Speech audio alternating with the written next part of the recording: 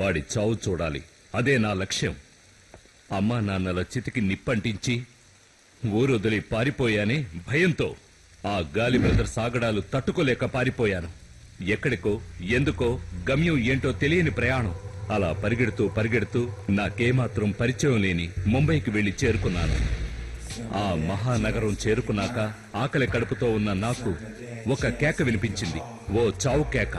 ఆ భయంకరమైన దృశ్యాన్ని కళ్ళారా చూశాను. ఎవరో ఓ వ్యక్తి ఓ సేటు కంఠంలో బలంగా కత్తిని గుచ్చాడు.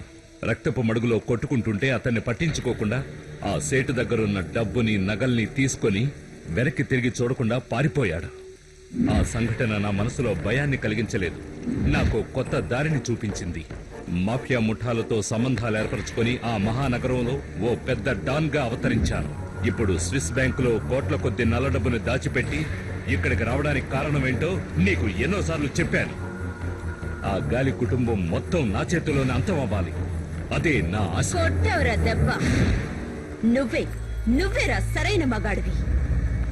ఎలుగుబంటి ఆనంద్ కొడుకు గణేష్ నువ్వే అని తెలియగానే అభినందించాలనుకున్నాను. ఆ రోజు చర్చి ముందు నువ్వు పీకిన క్లాసు నేనింకా మర్చిపోలేదు. వద్దు గణేష్.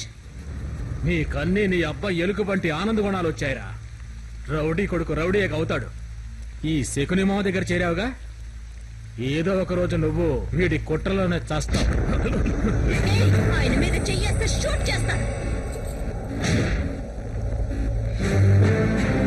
గణేష్, ఆయన మీద చేతి నేను కాల్ చేస్తాను. గుండెల మీద కాదు, నష్ట మీద. Any doubt? మళ్ళీ నువ్వు ఓవర్ యాక్టింగ్ చేసావో ఏ గణేష్, నీ మెడకాయ మీద తలకాయ ఉండదు.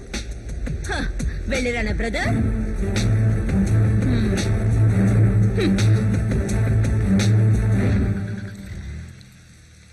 శకుని మామ, చూస్తూ ఉండు. నేను ఆడే ఆటలో వాళ్ళెలా చిత్తుగా ఓడిపోతారు. మా అమ్మాయి అసలేం తప్పు చేసిందనేది నాకిప్పుడు తెలియాలి.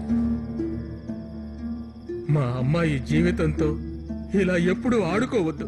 దీని మనసుకు బాధ కలిగిందంటే ఆత్మహత్య కూడా చేసుకుంటుంది. విశ్వం గారు,